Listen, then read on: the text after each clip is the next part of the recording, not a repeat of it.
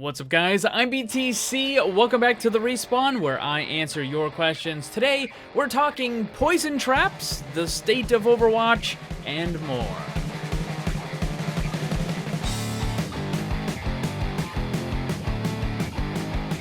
Today's video is sponsored by Audible. You can get a free, yes, really, free audiobook to keep forever and support the channel by using the link down below. Little side note, sometimes ad blockers don't like that link, so you might have to disable it for a second in order to click it. Today I'm recommending George R. R. Martin's Game of Thrones. The new and final season of the show is starting up really fast, but there is a ton of stuff in the books that you never get a chance to see in the show, so check out the book as well.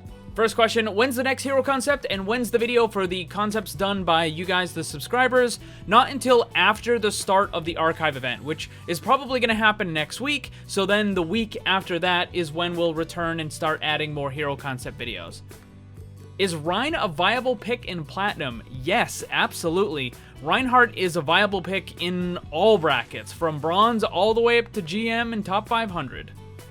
Which is a better hero to start learning how to play, Mccree or Soldier? If you're just starting to learn hit scan, I would definitely go with Soldier. He has a higher rate of fire, which means it's less punishing when you miss, because even if you miss some of the shots, you can just attack so fast that you're still going to do at least a little bit of damage. With Mccree, you know, you get that one shot. If you miss, then that's it. You just didn't do any damage. So it's a lot easier, a lot less punishing with Soldier. Plus, you get the self-heal and the sprint, so it helps with your own survivability. So definitely start with Soldier if you're just trying to learn hit scan.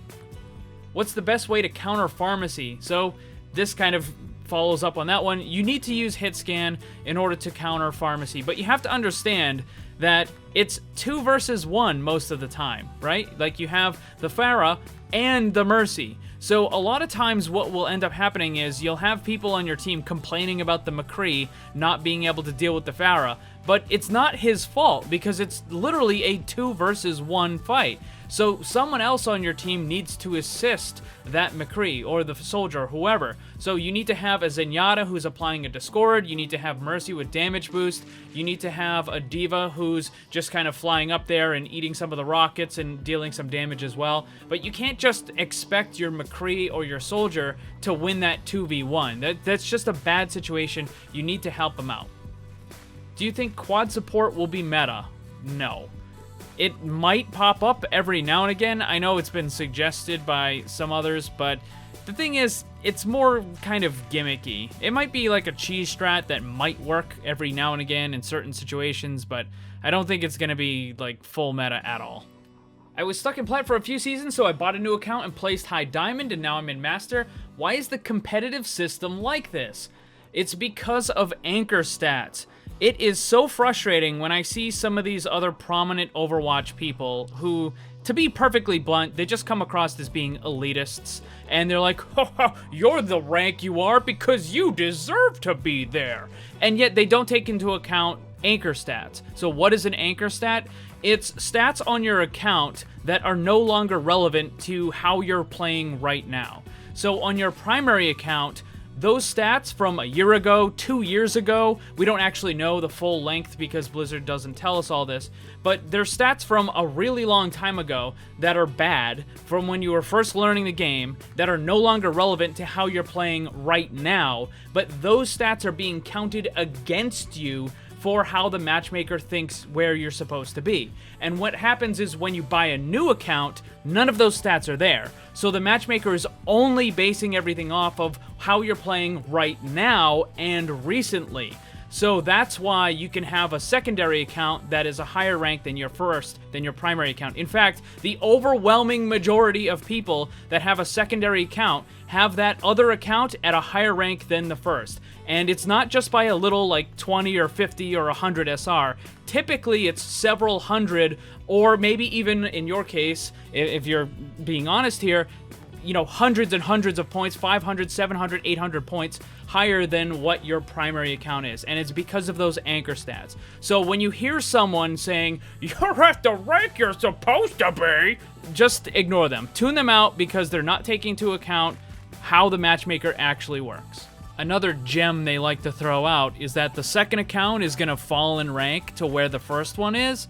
except for those that actually do climb higher on the second account, it almost never falls to where the first one is. In fact, if anything, it continues to climb even higher and higher. And in many cases, it's smarter to just abandon the primary account altogether. But there is something else really important that I do want to mention, which is if you get a second account and it happens to get ranked as the same as your primary account, well, I got some bad news for you, because in that case, I guess that actually is where you belong. So it's not gonna work for everyone. It's not like it's a magic get out of jail free, ELO hell free card where you just go from gold up to diamond and master. That's not how it works. You actually have to be good enough in order to get there. What do you think of an ability that poisons health packs and makes them do damage to enemies? It certainly would be interesting, but it would have to be a multi-purpose ability, kind of like what Sombra's hack is, where you can use it on the health packs in order to gain control of them, but you also use it on enemies in order to disable all of their abilities and stuff. So if you were to do that, it would have to be something like, for example, an ability that you can launch out and deal some sort of area effect or damage over time against a player, or you can also use it on the health pack. You can't just have an ability that only affects health packs, because it would be far too limited and it just wouldn't be good. But as like an extra thing, an additional, yeah, sure, I think that might be a pretty neat thing to do. What do you think should be done to make Symmetra more viable? I recently talked about this in a different video. The idea, I think that her main damage is fine. I think that the turrets are fine. Where the character can most likely be improved is with the teleporter. And I think the best thing to do would be to make it so that her teleporter functions more like Orissa's barrier. And what I mean by that is when you place down Orissa's barrier, it stays there, but you can still get another barrier off of cooldown, and then you can throw that second barrier somewhere else, and it just deletes the first one. So what Symmetra could do is she could place down a teleporter, the cooldown begins, and let's say after 6 seconds or however long it's going to be, right? After that amount of time, she can then immediately place a new one while the other one is still up, and the new one gets placed, and then the other one just gets destroyed. It disappears just like Orissa's barrier does. So it would allow Symmetra to have a much more fluid kind of movement with the teleporter and allow her team to move around a little bit better. So you could still destroy it and it would still be shut down for however long the cooldown is or whatever, but it would just allow the character to have an even higher skill ceiling so you could do more with it. And I think that would probably be the first thing that I would do to try to fix that character. What's your honest opinion about the Overwatch forums? I mean, they're okay. I might look at them every now and again. I don't really use them all that often. And to be perfectly blunt, it doesn't look like the Overwatch devs use them all that often either. Why does Bob not give ultimate charge if he can contest the objective?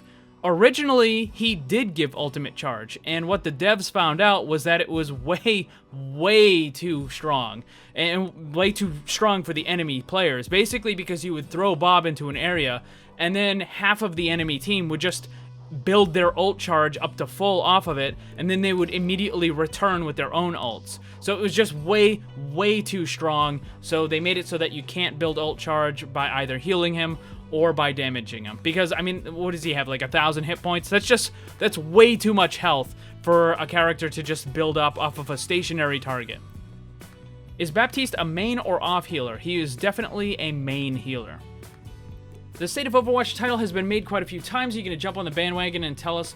I'm sure there's like dozens and dozens of videos with that title, all because, you know, Siegel came out and made his video. I haven't watched all of them.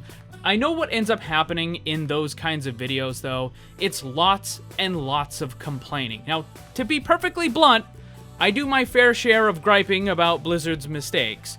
And there are some legitimate concerns and criticisms that are brought up in those videos. But the difference between them and me is that whenever I complain about a particular topic in Overwatch, I always propose some kind of a solution. It may not be the best, but I at least try to solve the problem. But the main issue with a lot of these other videos is it's just complaining. There's almost no suggestions, no solutions, or if they are, it's like, oh, Blizzard just needs to add roll queue and then everything's good. As if Jeff Kaplan can don the Infinity Gauntlet, snap his fingers, and hey, now we have roll queue in the game. Like, there are lots of other things that can be done in order to fix the game that require a lot less work than building a massive roll queue system. Now, there are some things that could work, that would be really good, that would require a lot of effort, but there's also a lot of things that could be done that require very little effort. And I'm actually going to be putting out a video tomorrow with some of those solutions, my plan to save Overwatch. So make sure you check that out tomorrow. That's going to be all the questions for this week, guys. If you didn't get picked, make sure you try again next week. Also, a lot of you guys ask repeat questions. All of those from the previous Respawn videos are on my Discord server. You can see a list of every single question that has ever been asked in any of the Respawn videos, so go and check that out. Thanks for watching, and if you'd like to see more, subscribe and hit that bell so you don't miss anything. Also, come hang out in my Discord server and my Twitch live stream. Special thanks to my Patreon supporters. If you'd like to see what kind of cool VIP rewards you can get, check the links down below. And remember, always blame the controller, because it's never your fault.